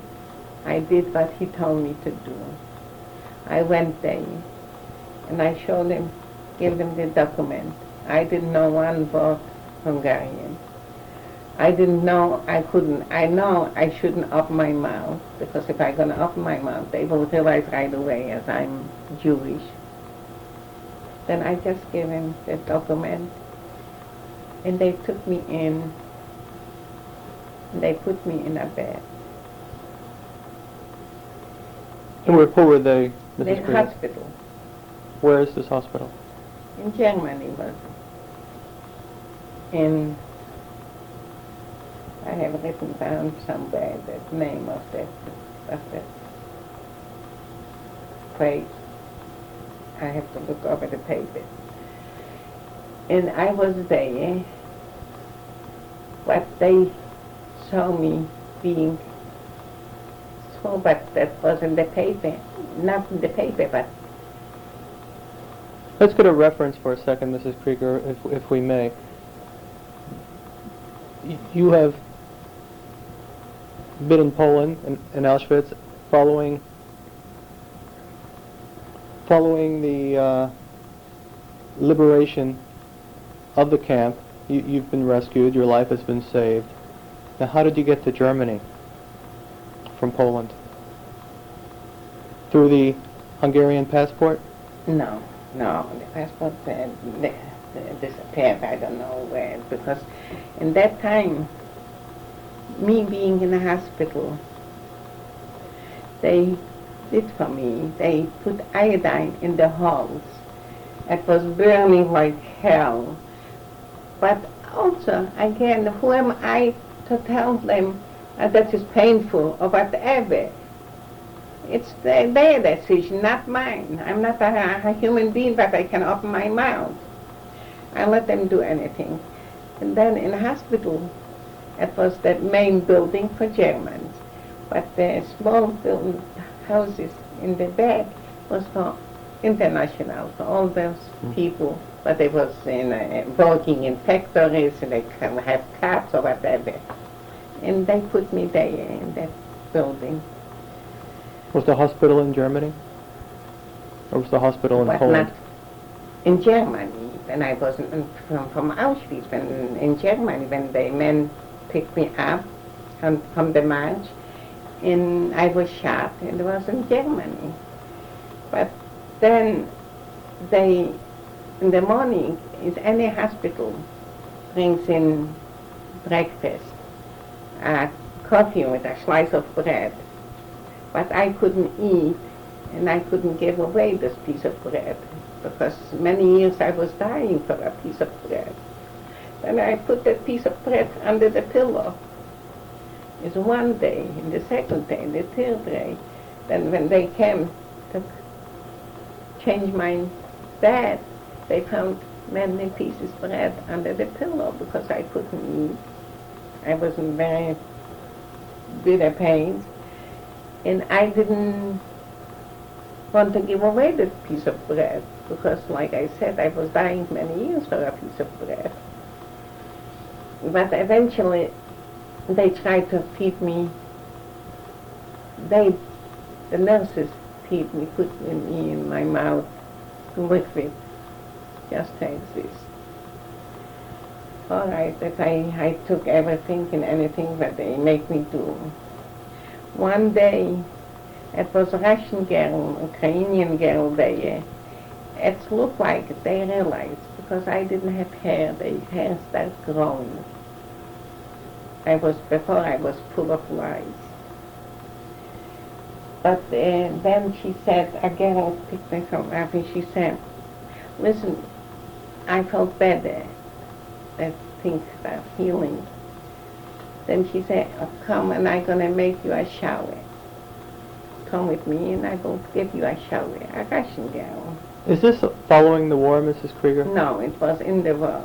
It wasn't the end. The war is still not completed. No. And that was people also in the hospital, but they was wounded in the factories. Then they have to be healed. And she took me in the bathroom, and she told me, I know you are Jewish, but I will not say nothing. Because the way you look, you must be Jewish. But she said, it's none of my business. But at that time I was afraid, and I said, no, I'm not. But that's all what I can say. Eventually, they were the hospital. The Russian came closer, and bombs did fall on the hospital. Then they started running away. Before we get to liberation, though, Mrs. Krieger, let's And back up to the camp itself. I want to ask you a couple questions about Auschwitz, for the record. There were, of course, other types of prisoners besides Jews, weren't there? that's what they did say. They have gypsies. If, let's say, with people, but they went to work in factories, they was different kind. There's French, Russian, but from Auschwitz was only Jews. In Auschwitz was only Jews, because all my friends, but they did work in factories now, but I know them, and they said they worked in factories. They didn't went through Auschwitz. They was in other camps. Tell us about the physical, give us a physical description of Auschwitz. It was an enormous place, wasn't it? Listen, the first day when we came in, it was, the block was tremendous big. In the middle of the block was like a podium from the whole thing. Was one short little woman, chubby one, stand up on the podium, and she said, "You are 1,000 and I'm one. Look at me, I'm only one small short woman. I can kill all of you 1,000 in a second, but you cannot touch me, none of you." Who was this woman? I don't know. It was the main woman, but she got to take care of us. And because one woman from us moved, took one small move, and she was on the top, on the height. She must see her taking a move. She jumped down, she went to her, she grabbed her head, and she knocked in the wall, her head, and she dropped it right away.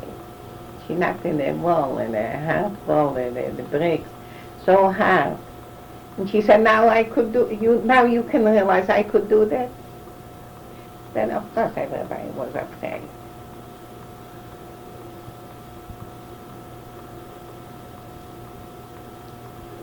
Did you know of any escapes or attempts to escape in the camp? When we was walking on the road,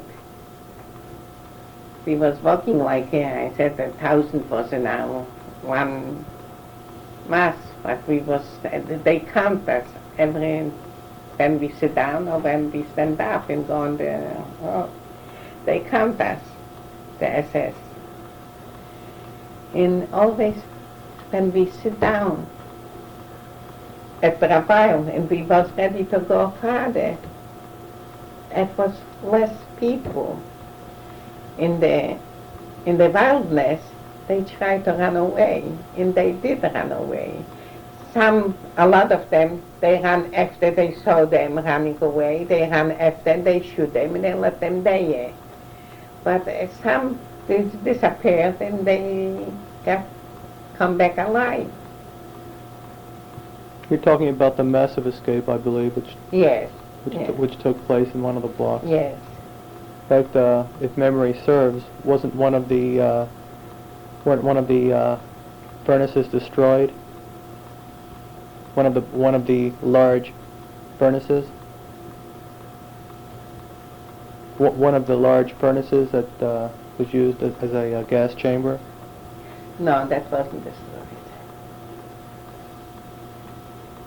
When we left Auschwitz and we was on the road, It wasn't destroyed. We still could see the smoke. Do you get any news at all from the outside world about the progress of the war? No. The Allies maybe Nothing. winning? Nothing, absolutely nothing. Nothing news.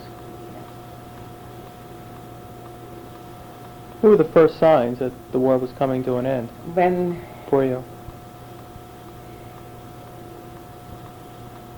I was after the hospital, and I was still sick, then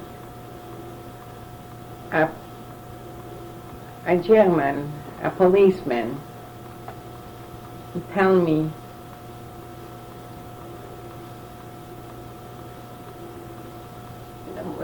when we was running from the hospital and they didn't have where to put us, then the hospital make the order to take, he give me a policeman, he said take her and drop her somewhere.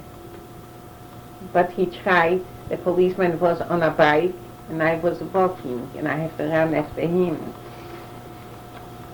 But walking, I couldn't do anymore. Then he came down from the bike and he started walking slowly. And I walked with him. And he called in and he said that he called to the station, to the police station probably, and he said he doesn't have a place for me, where to put me. Then they told him to put me in a house where, like it's here also for the city is paying for them, the poor people, that they don't have where to sleep or what to eat. A shelter. A shelter. Then they told him to put me in a shelter. And he probably knows where the shelter is.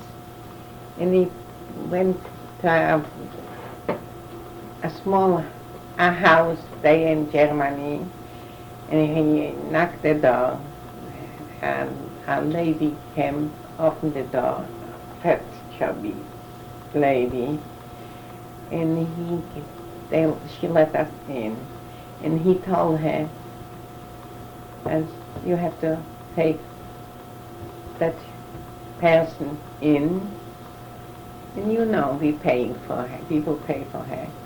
And she said, no, I'm not taking nobody in, because her husband was an SS man, and she could open her mouth. And she said, no, I'm not taking nobody in, the bombs were already running. Then... Do you recall where in Germany this was, Mrs. Krieger? If I can recall, if I would look over the papers, then I will realize I have a whole bunch of papers. It came back to me then. But he tried to run out and leave me behind, but she grabbed him and she shook him like a wreck. And then I would start crying because I saw those two fighting, him with her, and I started crying. But she calmed me down. She showed me not to cry. And I kept my mouth shut. I didn't cry anymore. But he ran out, and he was flying away. Bye-bye. And I was behind. Then she put me in a bed, in a room, in a bed, and she started feeding me, give me 3 times. In the morning she gave me also two slices bread with that coffee. I don't remember the rest of my food because I was always hungry. But I was there a long time, like 3 weeks. And when I was ready, I had clothes from that guy, but the woman, his wife, washed me and she gave me clothes. Back in Poland, you mean? No, in Germany. Then he picked me up from the ground and I was wounded with a bullet. Then she gave me clothes from her clothing. And that's what I was wearing, humanly clothes. And if it was too small or too big, but I was wearing it. Then, being in that house, I felt I can go down from the bed and look around, go out and see what's going on out in the outside. Then it was nice outside, and I saw people, I saw small houses. Then I was hungry. Then I decided I will go to every house and ask for a piece of bread, and they will get me probably. And I did so, but I started walking in one direction, because I was looking good on that house where I am located, to know how to come back. And I was walking one direction. But in Germany, in that small town, you have to ring the bell here, and the house is much farther. And I ring the bell, and they came. And I asked for something to eat. One bring me a potato, one bring me a piece of bread, one bring me a piece of sugar. They probably didn't have much for themselves, I don't know. And they had. Then after a while, if I will be able to tell till the end, then I will have much more to say. Then I had a bag. Then every day I went out for baking for some food, and they gave it to me. Not everybody, but some gave me a piece of bread or a piece of sugar. And then I was pretty far already, and I had enough. Then I came back to that house.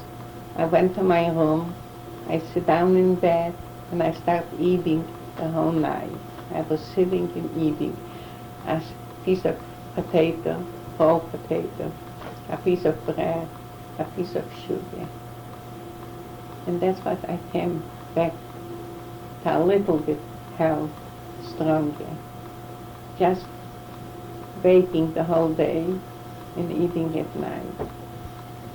But one day I went out and the Russian wasn't coming on the horses with the whole power. And I know, and that's because they coming on the horses and the Germans was walking through, shaking. And that's when you knew the war was over? Yeah, then I realized that that's the end of the war. What were your feelings when you first found out that the war was over? Can you describe it to me?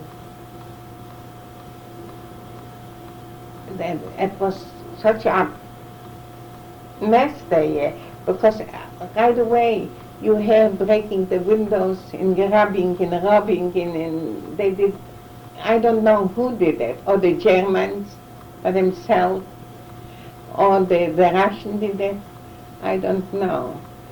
They was fighting, and he said, because the Russian wants for them to pick up the heads, say, you're welcome, but nobody did do this, and they start beating them.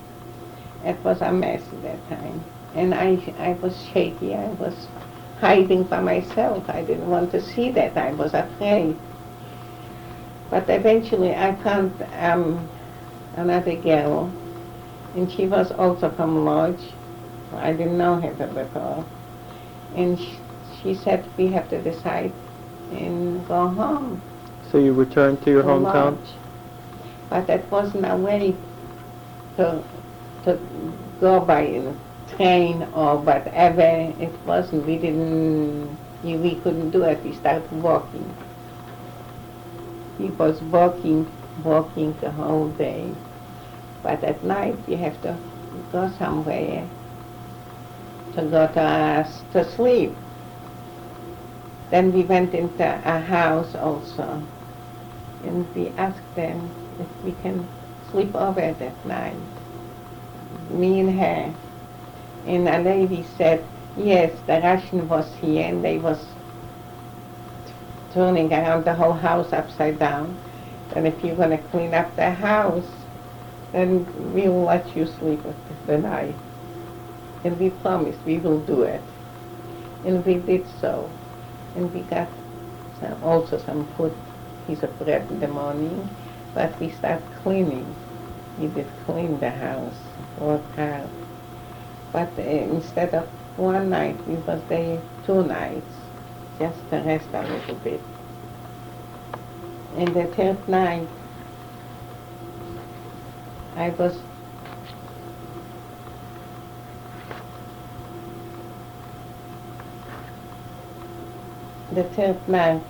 we was ready. In the morning, we was ready to leave. And we went down to the basement to clean up the basement. But we saw there is so much salamis, a whole lot. Then my heart was going out for a piece of food, but smelling good. I break up a piece. And the way up to go to the door, to leave the house, I was afraid. I put that piece of salami here in my thing. But I was on the last step, and I was afraid that they're going to check me, and they're going to find that in me. Then they might kill me. I pick it up, and I throw it down from the steps to go out without that piece, because I was always afraid. And we started walking again, because it was all the railroads was broken.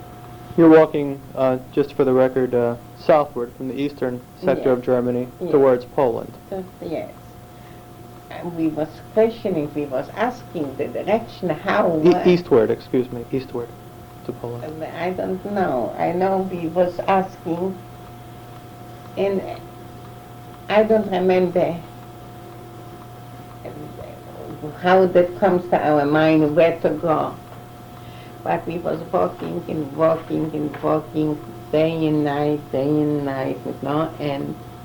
Eventually, we reached Poland. We reached Lodz. It was a long, long, long way till I came back to Lodz. And I came back to my family's house, and the windows was broken. Nobody was there. Even the floors was broken. I don't know if they was looking for something, hiding, I don't know. It was empty.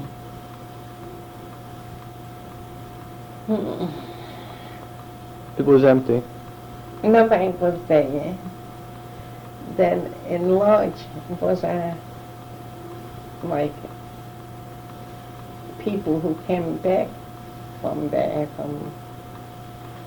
concentration camp. It was a building, but everybody came in, they signed in. If the next will come, they should see your name. Which building was this? Was this a Jewish community center? A Jewish community center, yes. Then we all, whoever, when we came first, they probably let us know you have to go there and signed in. And I went. And I was looking on the pages, the names. I saw my brother's name, my older brother's name. Is this the writer? Yes. Shlomo? Yes. I remember the name. And I asked those people there, but they did work there, where's that guy? That's my brother. And they told me he's here, but we did send him away for something, because he was always an organizer, and he was working for the war. They did Zionistische organization. And they told me he'd be back. Any day he will be back. And I was looking every day there to look for him. Eventually it was a nice day. It must be the summer that I'm walking in the street. I saw my brother with a woman. This is in May of 45? May of 1945, following the German surrender? Yeah, but that must be later than May, when I came back to Poland. Or it was August, I guess. Then that woman saw me, and she was thinking probably that is his first wife, because we recognized us, we grabbed us, and we was hugging. And she did disappear. And that wasn't his wife, because that was his next probably wife. I don't know if she was in that time a wife, because we just came back. Because his wife, when we came to Auschwitz, I guess I mentioned that, he was 5 sisters, and they disappeared. My brother has a wife and a son. And my mother, they went together. My mother went one side, my brother went the other side, and they sent their son, also a little boy, also separately, in a third place. And all of a sudden, each was in a different way. Then my sister-in-law saw this. And she said she saw her husband going one side, her son going in the other side, and the mother-in-laws disappeared. Then she went straight to the wires, to the electric wires, and she glued to them right away. And that was the end of her. Eventually my mother didn't come back. Their son didn't come back. She killed herself. And my brother by himself came back. Were there any other survivors in your family aside from yourself and your brother Shlomo? He's not here anymore. Following, survived the war. My little sister, the youngest. What is her name? She's Dolly Brown. She survived the war. She's in Israel. She lives in Israel now. Yeah. What DP camp did you reside in?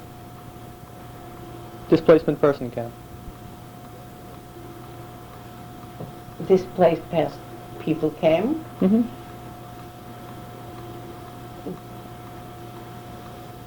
I don't know. That was it has a name.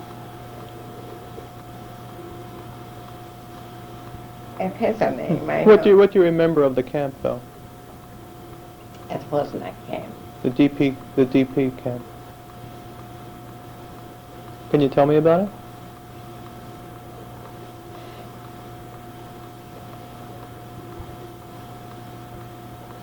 What do you remember? Well, I was in that women's building. It wasn't a camp. It was more people, but I didn't know them. And that's what she gave me, that piece of bread in a coffee, and that I went more, I don't remember even, because I went out to bake a piece of bread. Sure, but what I mean to ask, Mrs. Krieger, is when you returned to Lodz and found no one left in your family except for your brother, and your sister was with you. No, my sister wasn't with me, because my sister survived the American, the Russian camp where I was, and my sister survived because she left me on the road. She was sure that I'm dead. I'm not alive anymore. And she went, she's on the underage. He was a youngster. And she survived through the American. And they took those old children, put them together. They took him to Italy with the kibbutz Dror. Could you spell that? They took them in a kibbutz to Italy. And from Italy, they sent them to Israel. And that's why she's there till now. She lived there and she's well off, thank God. And getting back to you, though, Mrs. Krieger, what did you do after you returned to Lodz and you found your family? Or at least what was left of your family, your brother? My brother. Then my husband, we was neighbors in Poland. Just neighbors from one backyard. And he didn't have a mother and I didn't have a father. Yeah. We discussed that though in the last tape. And then it's no use. So you met him and then he came also to the same place. He was in the army in a uniform. He came to the same place to look who came back from his family. he was in the Russian army. Yeah. And then all of a sudden he didn't know them, I think, but two brothers were standing there coming back from concentration camp. One had a bullet in his hand, and he took out, my husband took out a picture from his ex-wife with a child. And those two men looked at that picture, and she's from our backyard too. She was a friend of mine. And they saw the picture, and one to tell the other, the two brothers, oh, that's his hair. That's his Sasha. That's his hair with the child. And my husband had that bald. And he went to them, he asked them, do you know her? And they said, yes. She's from our backyard. We knew her. But they told her right away. She left. They went together to Russia. He with his wife and child. Yes. But they split. He sent there first, and he will come after, and somehow they didn't meet each other anymore. Then he came back after the war. He came back to Poland, to Lodz, and she didn't come back. And he asked those two brothers, where is she? Do you know where she is? And they said, no, because the Germans did send her out in 1942 with the child. She will not come back in 42. Then the next war, he didn't wait, my husband didn't wait too long. And he right away asked if I will be back. Will Nacha Frankel be back? And they said, not knowing, because we was 5 sisters. And they said, Nadia will probably be back. And I was still there in the hell in Germany. And they said, Nadia will probably go back. Then he met my brother. Also as neighbors, we know each other. And he went to my brother, my husband, and he said, Mr. Frankel, if Nadia comes, me, I won't marry her. My husband said so. And my brother said, I have 5 sisters. You take all the 5, let them come on back alive, tell all of them, take all of them, or take which one you wanted. Just let them see coming back. The tape is completed, so we're going to continue on the other side.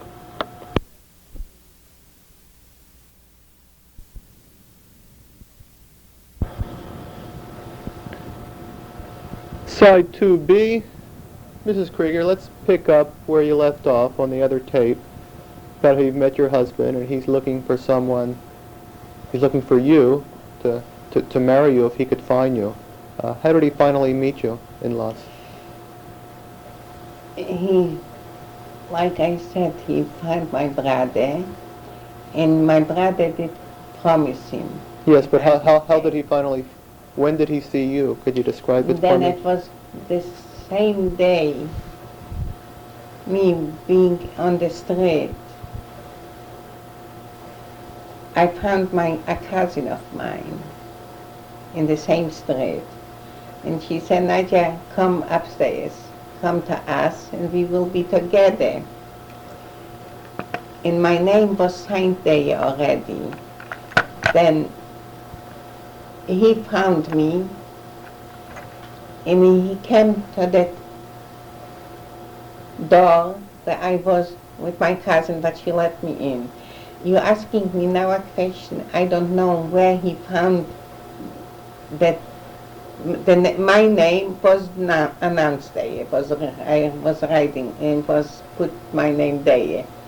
But how he found me in that building, in that house, I don't know now. You asked me just the first time that question, but I didn't continue. Maybe it will come back. But all of a sudden, it was a big house. It was my aunt was living there. It was a big house with a lot of rooms in the city. And somebody was ringing the bell. And I was the closest to the bell, to the door. I went there and I opened the door. And that guy came in uniform. I didn't recognize him. And he grabbed me and he started hugging me. And I started screaming. And I have a cousin and a brother and some friends theirs. Did you think he might be a Russian soldier who was not Jewish? I didn't know a Russian or a German. I didn't know they're different. But he started hugging me, and I started screaming, and they heard in the back as I'm screaming, and they came to run. And then he said, Nacha, it's me, it's Benyek, it's me, don't you know me? It's Benyek. Then, of course, I calmed down. I realized who he is. And after a while, I told them, the cousin of mine, it's okay. And they left me, but he said, let's go down in the street to be freely. I went down with him because it's nothing to be afraid. It's in that time. And that was nice. It was, August must be. It was about 8 months, August. And we went down. And that time, of course, I didn't have 1 penny to my name. I don't have not even a pair of underwear. I didn't have a pair of stockings. Then he was in a uniform. He got pennies for cigarettes. He doesn't smoke. He got some other pennies. He got a few pennies, and he didn't have money. But he emptied his pockets and he handed to me. Okay. That's all what he thought. Pay for me. Pennies. Then the next day, the same. I got another few pennies. But after a while, he was still in the army, and it wasn't far from my cousin where I was with them. Then he took me to the army with him to eat dinner there. And that's, I came to eat dinner because it wasn't too far to walk from him being where I was living. And that's, I got a pinch of an inch meat on me. Otherwise, I came home, I was whole here from just skin. Malnutrition? Oh, I was that thick. But I slowly, I survived and I'm here. Where did you go from Poland? From Poland, I decided I cannot stay there. I don't have nobody. The whole family disappeared. Then And then I found out I had a sister in Israel. Was because another cousin came back from Italy, and she knows, and my sister is in Israel. Then she came and she told me this, and then she went back to Israel, the cousin, and then she met my sister there, and she told me, your sister Nacha is alive. I met her, I saw her, and she's okay. Then we started writing to each other. Then I decided to go to my sister, to see my sister in Israel. Do you remember the date, Mrs. Krieger, that you went to Israel to see your sister?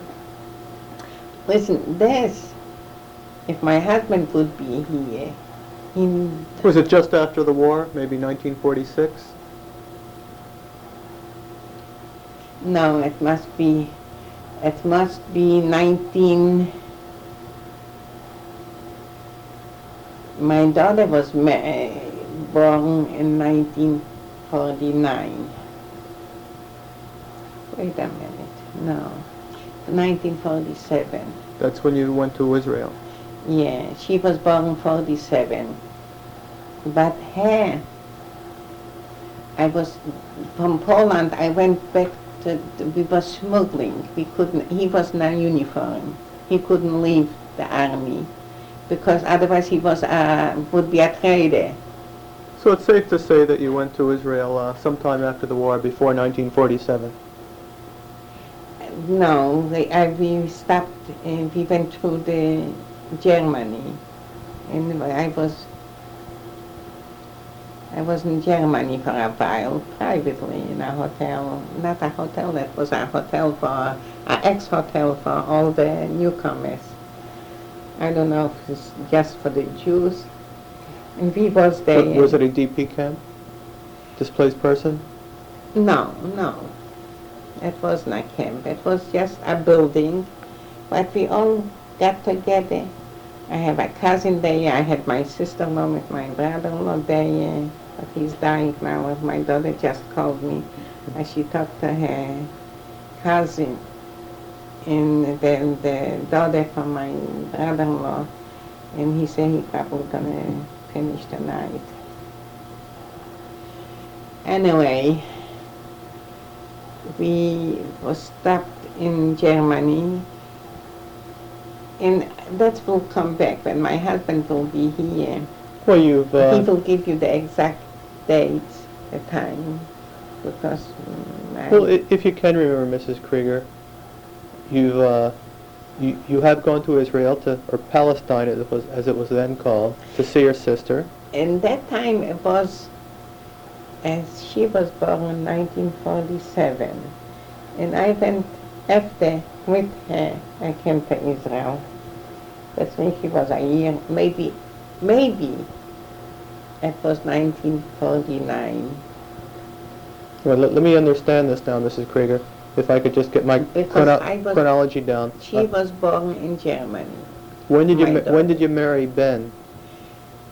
1945. Right after the war. Yeah. And then from 45 and 46, you were still in Lodz. Yeah. Then you went to Germany. Right. And then with Ben, you went to Israel. Right. And your oldest daughter was born in 47. Yes. Okay. What did you do in Israel, and how long were you there? Oh gosh, I was there when I came to Israel.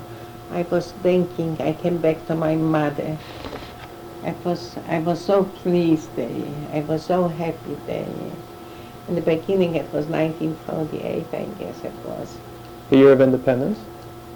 Yeah. And the bombs were still had to run down to the shelters, and but it was only Jews, and everybody was so friendly, and it was so alive, and it's so warm, and it's so nice. I'm telling you, I was like I would come back to my mother, to my whole family. It was hard in the beginning in Israel, very hard. But my husband was like I said, I don't know if you didn't understand what I mean. A butcher. A butcher is a meat cutter. And he was looking in Israel. It was the beginning. They did help us. Did you get any special help from organizations or? No, no. But if we get a place where to organize a store, a meat store, and he was running constantly, asking, begging him, my husband. Where in Israel was the store? Ramle. It's the road from Tel Aviv to Jerusalem in between, a smaller place. You was in Israel? Yes. How do you like Israel? Well, let's talk about you. I like it very much, but let's talk about you. Me too. I hope I will die in Israel. Getting back to your story, though, Mrs. Krieger. Yeah. You liked Israel so much. And how many years were you there? 10 years or more, 11 maybe. Up until the 50s. And I came here why did you leave Israel? because my brother-in-law told us, he was here in America, and he didn't come back to Poland to Lodz. He was in the camp, but he didn't come back to Lodz, my brother-in-law. Your husband's brother? Yeah. Ben's brother? Yeah, but he's dying. And he heard about his brothers. They is in Israel, and they start writing to us. Why do you staying there in Israel after the war? You're gonna die for bread. You're gonna die for hunger. Come here. I'm well off, and we're gonna be partners. We're gonna buy a business, and you're gonna be my partner. And somehow my husband started talking about, let's go.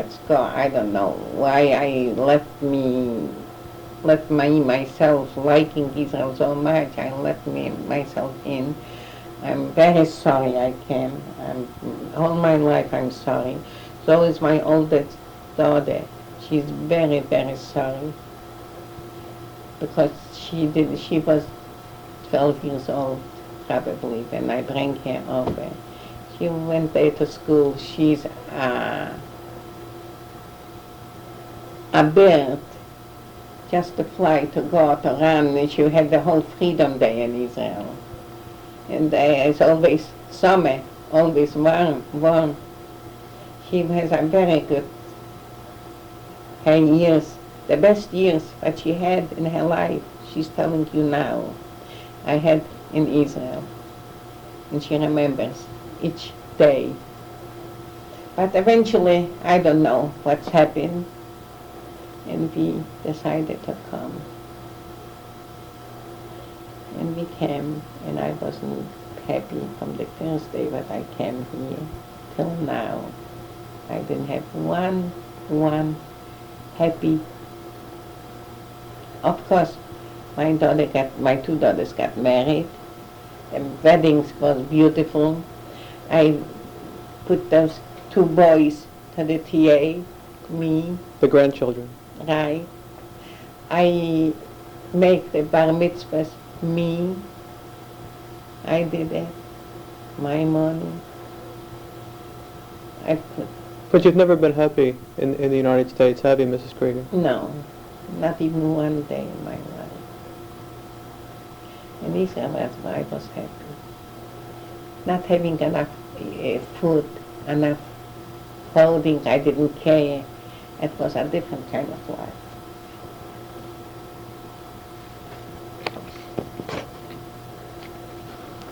Thank you so much for talking with me, Mrs. Krieger. I'm going to conclude the interview, and I thank you for spending the time with me. Mm-hmm. And I've gotten a lot out of listening to you, and I hope people that do listen to us on this tape in the future feel the same way that I do and derive a lot of value out of it.